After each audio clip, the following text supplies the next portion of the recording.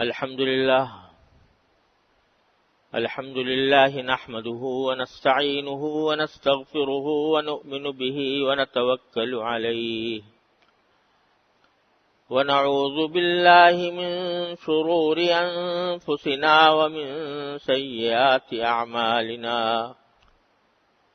من يهده الله فلا مضل له ومن يضلله فلا هادي له وأشهد أن لا إله إلا الله وحده لا شريك له وأشهد أن سيدنا وسندنا ونبينا ومولانا محمدا عبده ورسوله صلى الله تعالى عليه وعلى آله وأصحابه وبارك وسلم تسليما كثيرا أما بعد فأعوذ بالله من الشيطان الرجيم بسم الله الرحمن الرحيم إذا زلزلت الأرض زلزالها وأخرجت الأرض أثقالها وقال الإنسان ما لها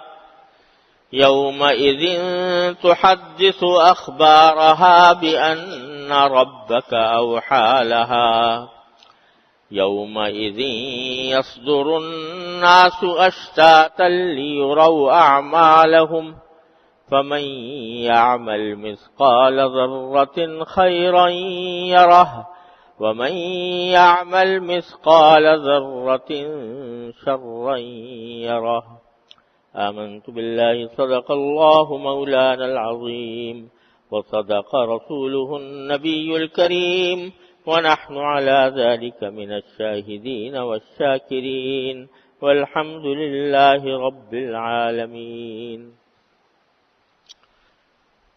بزرگان محترم اور برادران عزیز، یہ سورہ زلزال ہے جس کی تشریح کا بیان پچھلے 2 جمعوں سے چل رہا ہے، اور اس صورت میں اللہ تبارک و تعالی نے مردوں کے دوبارہ زندہ ہونے اور میدان حشر کی طرف جانے کا منظر بیان فرمایا ہے کہ جب زمین میں زلزلہ آئے گا، زمین اپنے تمام خزانے اگل دے گی، مردے قبر سے باہر آ جائیں گے. یہ سب منظر بیان کرنے کے بعد اللہ تعالیٰ فرماتے ہیں کہ یومئذ یصدر الناس اشتاتا، اس دن لوگ مختلف ٹولیوں میں، مختلف گروہوں میں بٹ کر میدان حشر کی طرف جا رہے ہوں گے، لِيُرَوْا أَعْمَالَهُمْ، تاکہ ان کو ان کے اعمال دکھا دیے جائیں. اعمال دکھا دیے جانے کا ایک مطلب تو یہ ہے کہ ان کا نام اعمال ان کے سامنے آ جائے گا، اور زندگی بھر جو کچھ کیا تھا اچھا یا برا، اس کا کچا چٹھا اللہ تبارک و تعالی ہر انسان کے سامنے پیش کر دیں گے. وہ اپنی آنکھوں سے دیکھ لے گا. ایک مطلب تو یہ ہے، اور دوسرا مطلب یہ ہے کہ اپنے اعمال کا انجام اس کے سامنے آ جائے گا. محاورے میں بھی ہم بولتے ہیں تم دیکھ لو گے، اپنے اس عمل کو دیکھ لو گے. کیا مطلب کہ اس کا انجام دیکھ لو گے، اچھا یا برا. تو یہ مطلب بھی اس میں داخل ہے کہ ہر ایک انسان میدان حشر میں دوبارہ زندہ ہونے کے بعد اپنے سارے اعمال کا انجام دیکھ لے گا، یعنی اچھا انجام بھی اور برا انجام بھی.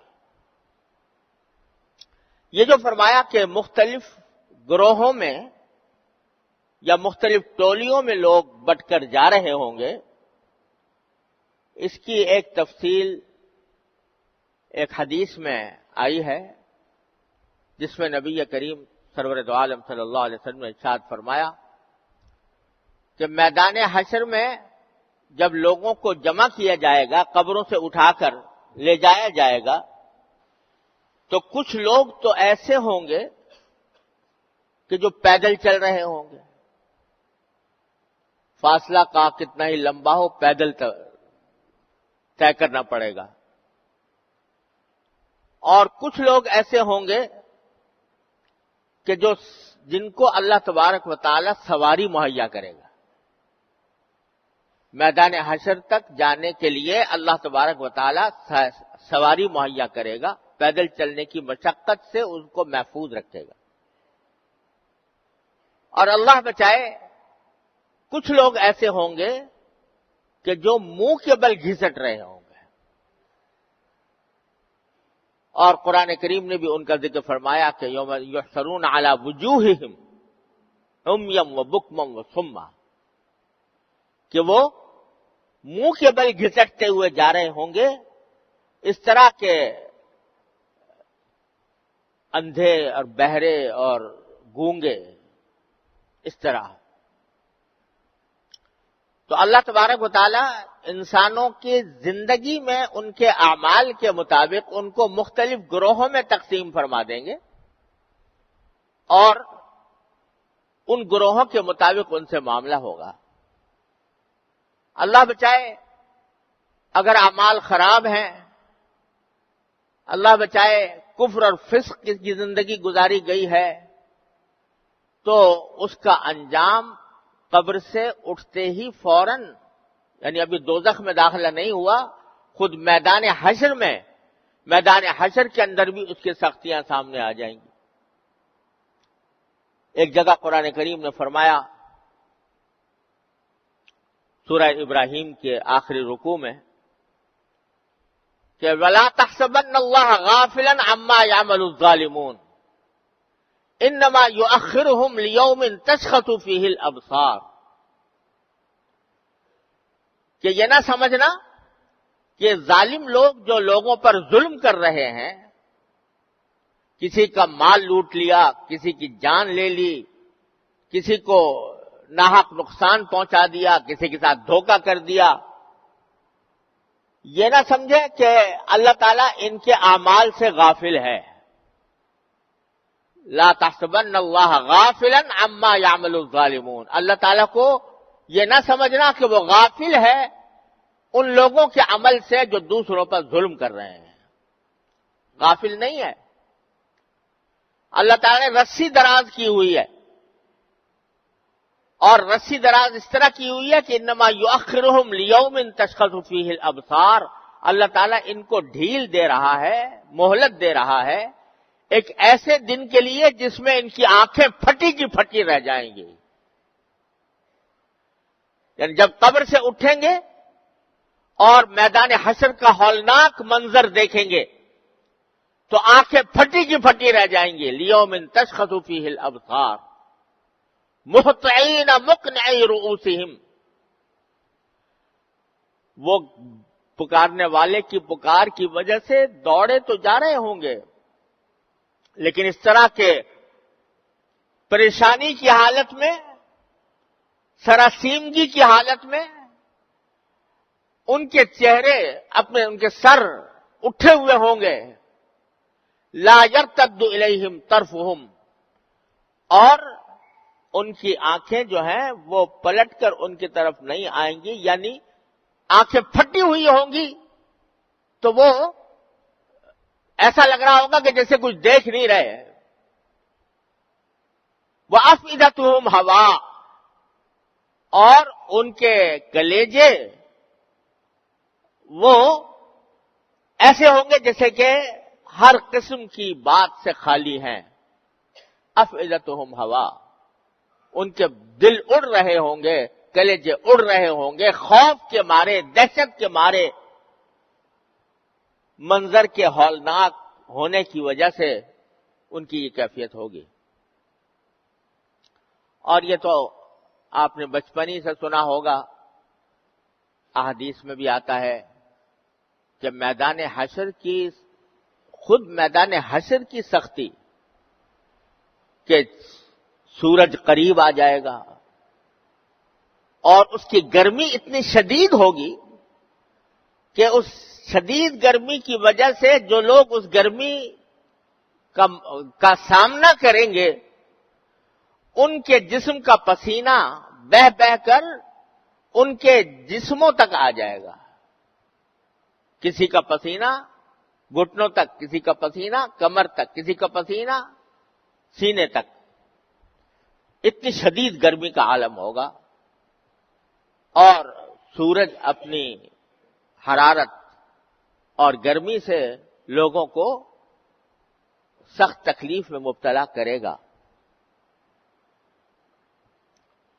اور اس کی وجہ سے جو گھبراہٹ، جو پریشانی، جو تکلیف، جو صدمہ اور جو تشویش اس وقت ہوگی، وہ دنیا کی کوئی تشویش، دنیا کا کوئی خوف، دنیا کی کوئی پریشانی اس کا مقابلہ نہیں کر سکتی.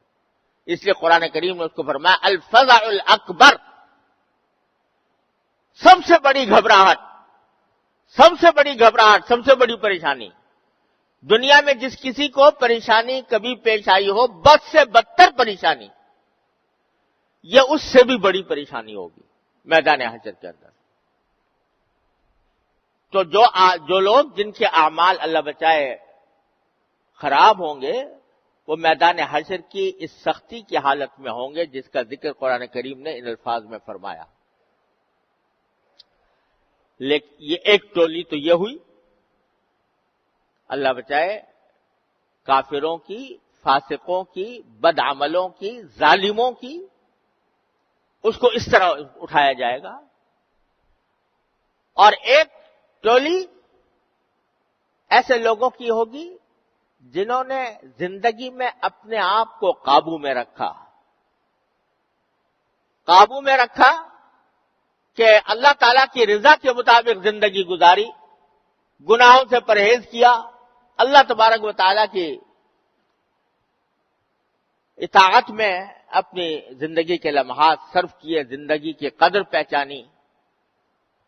تو وہی میدان حشر ہے، وہی دن کی سختیاں ہیں، وہی دھوپ ہے، وہی سورج ہے، مگر اللہ تبارک و تعالیٰ ان کے لیے اس میدان حشر کی تمام سختیوں کو آسان فرما دیں. کیسے آسان فرمائیں گے؟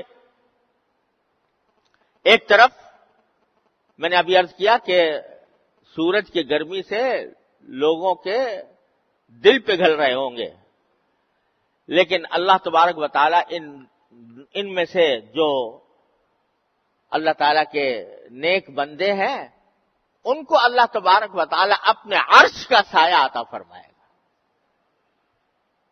اپنے عرش کا سایہ عطا فرمائے گا. کیا سایہ ہوگا؟ اس عرش کے سایہ کی کیا کیفیت ہوگی؟ آج ہم لوگ اس کا تصور کر نہیں سکتے، لیکن اللہ تبارک و تعالیٰ کہ صادق و مصدوق رسول اللہ صلی اللہ علیہ وسلم نے فرمایا، صحیح بخاری کی حدیث ہے کہ 7 آدمی ایسے ہوں گے جن کو اللہ تبارک و تعالیٰ اس میدان حشر کی سختی میں اپنے عرش کے سائے میں رکھے گا. وہ کون ہے 7 آدمی؟ فرمایا امام عادل. پہلا تو وہ شخص جو حکمران ہو اور انصاف کے ساتھ حکمرانی کر رہا ہو. انصاف کرنے والا حکمران. کوئی سربراہ ہے کسی ریاست کا اور وہ اپنی رعایا کے ساتھ محبت کا، شفقت کا، انصاف کا معاملہ کرتا ہے تو اس کو اللہ تبارک و تعالیٰ اپنے عرش کے سائے میں رکھیں گے. ایک تو وہ ہے. دوسرے فرمایا شاب نشأ فی عبادت اللہ، وہ نوجوان جس کی اٹھان اللہ تبارک و تعالیٰ کی عبادت میں ہوئی، یعنی جب سے وہ نابالغی سے بالغ بنا، بلوغ کے اندر قدم رکھا، جب سے جوان ہوا، تو اس وقت سے وہ اللہ تعالیٰ کی بندگی اور عبادت کا اس کے اندر ذوق تھا اور وہ اللہ تعالیٰ کی عبادت میں پروان چڑھا. شاب نشأ فی عبادت اللہ. کیونکہ جب جوان ہوتا ہے بندہ، نابالغی سے جوانی کے مرحلے میں قدم رکھتا ہے، تو دنیا کی رنگینیاں اور دنیا میں پھیلے ہوئے فسق و فجور اور گناہ اس کو اپنی طرف آمادہ کرتے ہیں. جوانی کا کچھ تقاضا ہوتا ہے کہ ان رنگینیوں میں انسان اللہ کو بھلا بیٹھے، اللہ کی عبادت کو بھلا بیٹھے. لیکن جس نے جوانی کے اندر اللہ تعالیٰ کی عبادت میں زندگی گزاری اور اللہ تبارک و تعالیٰ کی عبادت میں مصروف رہا، تو وہ اللہ تبارک و تعالیٰ کے ہاں عرش کے سائے میں ہوگا. اس کو محشر کی کوئی سختی پریشان نہیں کر سکے گی. شاب نشأ فی عبادت اللہ. اسی لیے بتایا جاتا ہے کہ جب بچوں کو بچپن سے عادت ڈالنے کی ضرورت ہے کہ وہ اللہ تعالیٰ کی عبادت کے عادی بنے، گناہوں سے پرہیز کرنے کی فکر کریں اور پاکیزہ صاف ستھری زندگی گزاریں، تو انشاءاللہ ان کو کوئی خوف نہیں ہوگا. تیسرا فرمایا کہ رجلان تحابا فی اللہ وتفرقا علیہ. دو آدمی ہیں، ان میں آپس میں محبت ہے، لیکن محبت صرف اللہ کی خاطر ہے. ایک تو محبتیں ہوتی ہیں دنیا میں، وہ دنیاوی مفادات کی خاطر ہوتی ہیں. کوئی کسی سے اس لیے محبت کرتا ہے کہ یہ میری مدد کرے گا، کوئی اس لیے محبت کرتا ہے کہ یہ مجھے پیسے دے گا، کوئی محبت کرتا ہے اس وجہ سے کہ یہ میرا کام اس سے اٹکا ہوا ہے، یا کوئی محبت کرتا ہے اس وجہ سے کہ یہ میری نفسانی خواہشات پوری کرے گا. ایک تو محبتیں وہ ہوتی ہیں، اور ایک محبت وہ ہے کہ جس کا محرک اور جس کا بنیادی سبب سوائے اللہ تعالیٰ کی رضا جوئی کے کچھ اور نہیں. کوئی نیک آدمی ہے، اللہ کا نیک بندہ ہے، علم رکھتا ہے، اللہ تبارک و تعالیٰ کے طرف دعوت دینے والا ہے، اس سے محبت ہو گئی. کیوں ہو گئی؟ وہ کوئی پیسے نہیں دے گا، وہ کوئی دنیا کی راحت تمہیں مہیا نہیں کرے گا بظاہر، لیکن اس لیے محبت ہو گئی کہ یہ اللہ والا ہے، اللہ تبارک و تعالی کا نیک بندہ ہے، تو مجھے بھی اس سے محبت کرتا ہوں، اس وجہ سے کرتا ہوں، صرف اس وجہ سے. اور وہ بھی ان سے محبت کرتا ہے تو اللہ کے لیے کرتا ہے. تو رجلان تحابا فی اللہ، دو ایسے آدمی جو آپس میں ایک دوسرے سے صرف اللہ کے لیے محبت کرتے ہوں. یہ اتنی عظیم چیز ہے کہ اس کی وجہ سے فرمایا کہ دونوں کو اللہ عرش کے سائے میں رکھے گا محشر کے میدان. ایک صحابی نے ایک مرتبہ نبی کریم سرور دو عالم صلی اللہ علیہ وسلم سے پوچھا کہ یا رسول اللہ، قیامت کب آئے گی؟ تو حضور اقدس صلی اللہ علیہ وسلم نے جواب میں الٹا اس سے سوال کیا کہ تم نے کیا تیاری کر رکھی ہے قیامت کے لیے؟ یہ جو پوچھ رہے ہو کب آئے گی، تو ایسا لگ رہا ہے جیسے آدمی اشتیاق میں ہو کہ وہ کب آئے گی. تو تم نے کیا تیاری کر رکھی ہے اس کے لیے؟ تو انہوں نے کہا، صحابی نے کہ رسول اللہ، میں نے کوئی بہت زیادہ نماز روزے تو کیے ہوئے نہیں ہیں، جو فرائض واجبات ہیں وہ ادا کر لیتا ہوں، لیکن کوئی زیادہ نفلی نمازیں، نفلی روزے یہ تو میں نے کیے نہیں. تو کوئی بہت زیادہ عبادتیں نفلی تو نہیں کی، لیکن وَلَٰكِنِّي أُحِبُّ اللَّهَ وَرَسُولَهُ، لیکن اتنی بات ہے کہ میں اللہ اور اس کے رسول سے محبت کرتا ہوں. لمبی چوڑی نفلیں تو نہیں پڑھی، لمبے چوڑے نفلی وہ روزے بھی نہیں رکھے، لیکن میں اللہ اور اس کے رسول سے محبت کرتا ہوں. تو اس کے جواب میں نبی کریم سرور دو عالم صلی اللہ علیہ وسلم فرمایا کہ المرء مع من احب، کہ انسان کا انجام انہی لوگوں کے ساتھ ہوگا جن سے وہ محبت کرتا ہے. جب یہ جملہ سنا صحابہ کرام نے کہ نبی کریم صلی اللہ علیہ وسلم نے یہ ارشاد فرمایا ہے، تو کہتے ہیں ہمیں اتنی خوشی ہوئی کہ اسلام لانے کے بعد کسی اور بات میں اتنی خوشی نہیں ہوئی تھی، کیونکہ آپ کی محبت الحمدللہ دل میں ہے، تو اس لیے اللہ کی رحمت سے امید ہے کہ انشاءاللہ اللہ تعالیٰ آپ کے ساتھ ہمارا حشر فرمائیں گے۔ تو یہ رجلان تحابا فی اللہ، جو آدمی اللہ کے لیے ایک دوسرے سے محبت کرتے ہوں، دو آدمی، ان کو اللہ تعالیٰ اپنے عرش کے سائے میں رکھے گا۔ یہ تیسری قسم بیان فرمائی۔ چوتھی فرمائی کہ رجل ذکر اللہ خالیا ففاضت عیناہ، کہ ایک شخص ہے جو تنہائی میں، خلوت میں، اس کو اللہ تعالیٰ کی یاد آ گئی، اللہ تعالیٰ کا خیال آ گیا، اور اللہ تعالیٰ کی یاد کی وجہ سے اس کے آنکھیں بھر آئیں، اللہ تعالیٰ کے ذکر کی وجہ سے، اس کی یاد کی وجہ سے اس کی آنکھیں بھر آئیں۔ آنکھیں بھر آئیں یا تو اس وجہ سے کہ اللہ تعالیٰ سے محبت بہت کرتا ہے، اور اگر کوئی محبوب جس سے محبت انسان کرتا ہو وہ آنکھوں کے سامنے نہ ہو، اور دل چاہ رہا ہو کہ کسی طرح اس سے ملاقات ہو جائے، کسی طرح اس کی زیارت ہو جائے، تو اس محبوب کی یاد میں انسان روتا ہے۔ تو یا تو اس لیے رو رہا ہے کہ اللہ تعالیٰ کی محبت بہت دل میں جاگزین ہے، اور اللہ تعالیٰ سے کی زیارت کرنے کا، اللہ تعالیٰ کے پاس پہنچنے کا اشتیاق ہے، اس کی وجہ سے آنکھیں بھر آئیں اللہ تعالیٰ کا نام سنا تو، اور یا پھر اس لیے کہ اللہ تعالیٰ کی خشیت، اللہ تبارک و تعالیٰ کا رعب دل پر طاری ہے، کہ ایک طرف اللہ تبارک و تعالیٰ کے جلال کا اس کے دل میں تصور آ رہا ہے، اور دوسری طرف اپنی بدعمالیوں کا تصور آ رہا ہے کہ میں نے اللہ تعالیٰ کے جلال و جمال کا، اس کی قدرت کا، اس کی حکمت کا، اس کی ربوبیت کا کوئی حق ادا نہیں کیا، اس وجہ سے اس کی آنکھوں میں آنسو آ گئے ہیں۔ دونوں اس میں داخل ہیں، چاہے محبت کی وجہ سے آنکھوں میں آنسو آئے ہوں، چاہے خشیت کی وجہ سے آئے ہوں، دونوں صورتوں میں فرمایا کہ ایسے شخص کو بھی اللہ تعالیٰ اپنے عرش کے سائے میں رکھے گا۔ پانچواں شخص فرمایا رجل قلبہ معلق فی المساجد، کہ وہ شخص کہ جس کا دل مسجدوں میں اٹکا ہوا ہو۔ کیا مانا؟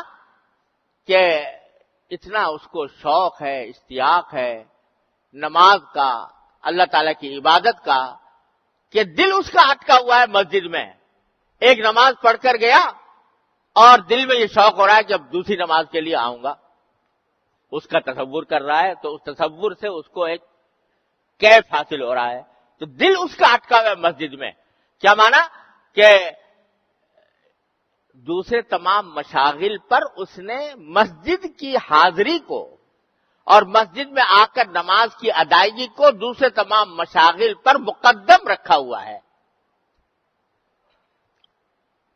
وہ شخص ہے کہ معلق قلبہ معلق بالمساجد، جیسا کہ بہت سے لوگوں کے حالات منقول ہیں کہ نماز با جماعت کا اتنا اہتمام کرتے تھے کہ جو ہی اذان سنی، اذان سننے کے بعد کوئی کام نہیں، فوراً مسجد کی طرف روانہ ہو گئے دوسرے کام چھوڑ کر۔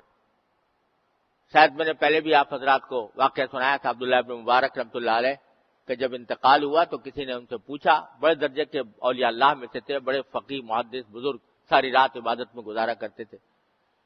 کسی نے پوچھا خواب میں کہ حضرت آپ کے ساتھ کیا معاملہ ہوا؟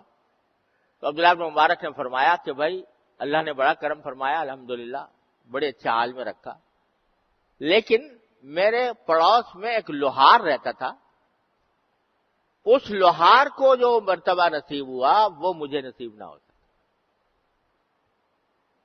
تو جس نے خواب دیکھا تھا وہ اس لوہار کے گھر گیا، بیوی سے پوچھا کہ بھائی آپ کے شوہر کی کیا خصوصیت تھی؟ اس نے کہا بھائی اور کوئی عبادت تو کرتے نہیں تھے.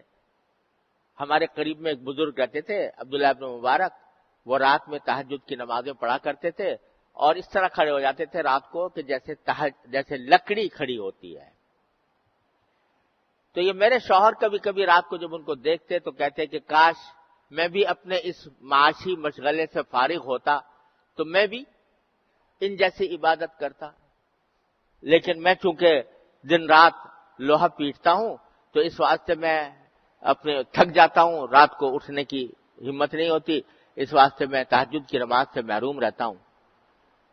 البتہ ایک کام وہ کرتے تھے کہ جب اذان کی آواز آ جاتی ہے حی علی الصلاح حی علی الفلاح، تو اگر ہتھوڑا انہوں نے ہاتھ میں لیا ہوا ہے ضرب لگانے کے لیے، لوہے پر ضرب لگانے کے لیے ہتھوڑا اٹھایا ہوا ہے، تو اتنا گوارا نہیں کرتے تھے کہ وہ ضرب لگا دیں، بلکہ ہتھوڑے کو پیچھے پھینک کر اور پھر مسجد کی طرف روانہ ہو جاتے تھے. اللہ تبارک و تعالی نے اس کی بدولت یہ مرتبہ عطا فرمایا کہ عبداللہ بن مبارک بھی رشک کر رہے ہیں اس لوہار کے اوپر کہ جو مرتبہ اس کو ملا وہ ہمیں نہ مل سکا. تو اس سے معلوم ہوا کہ ایک طرف اگر کسی عبادت کی، کسی نیکی کی توفیق نہیں ہو رہی، اپنی یعنی یہ نفلی عبادت کی بات ہو رہی ہے، توفیق نہیں ہو رہی اس وجہ سے کہ آدمی اپنے معاش کی فکر میں لگا ہوا ہے دن رات، اس کی وجہ سے وقت نہیں مل رہا، لیکن اس کے دل میں ایک حسرت ہے کہ اگر میں فارغ ہوتا تو یہ کام کرتا، تو اللہ تعالیٰ اس حسرت کے اوپر بھی اس کو ثواب عطا فرما دیتا. اور پیچھے یہ جو نماز کا اہتمام، اس کی بدولت اللہ تعالیٰ نے یہ مرتبہ اس کو عطا فرمایا. تو رجل قلبہ معلق بالمساجد، جس کا دل مسجدوں میں اٹکا ہوا ہو. یہ پانچواں شخص. چھٹا شخص فرمایا کہ وہ شخص کہ جس کو کسی ایک ایسی عورت نے جو صاحب جمال بھی تھی اور اچھے خاندان کی تھی، اچھے خاندان کی صاحب جمال یعنی خوبصورت عورت، اس نے گناہ کی دعوت دی اور اس نے جواب میں یہ کہہ دیا کہ میں اللہ سے ڈرتا ہوں. گناہ کی دعوت آ رہی ہے اور ایسی عورت کی طرف سے آ رہی ہے جو خاندانی اعتبار سے بھی اچھی ہے اور شکل و صورت کے اعتبار سے بھی اچھی ہے. وہ گناہ کی دعوت دیتی ہے اور یہ اللہ کے خوف سے اس کو منع کر دیتا ہے. تو ایسے شخص کو بھی اللہ تبارک و تعالی عرش کے سائے میں رکھیں گے. اللہ تعالیٰ اس قسم کے فتنے سے ہر مسلمان کو محفوظ رکھے. اور آخری ساتویں قسم بیان فرمائی کہ ساتواں وہ شخص کہ جس کے بارے میں فرمایا کہ وہ اللہ کے راستے میں صدقہ کرتا ہے، اللہ تعالیٰ کے راستے میں صدقہ کرتا ہے، خرچ کرتا ہے، اس طرح کہ دائیں ہاتھ سے جو خرچ کر رہا ہے اس کا پتہ بائیں ہاتھ کو بھی نہیں چلتا. یعنی خاموشی سے، چپکے سے، کسی کے علم میں لائے بغیر، خالص اللہ کی رضا کی خاطر، نام و نمود سے بے پرواہ ہو کر، دکھاوے کے بغیر اس طرح دے کہ دائیں ہاتھ سے دے رہا ہے تو بائیں ہاتھ کو بھی پتہ نہیں چلا. تو صدقہ کرنے والا یعنی خالص اللہ کی رضا کی خاطر صدقہ کرنے والا، ان کو فرمایا یہ 7 قسمیں ہیں جن کو اللہ تبارک و تعالی اپنے عرش کے سائے میں رکھتا ہے. عرش کے سائے میں رہنے کی کیا معنی؟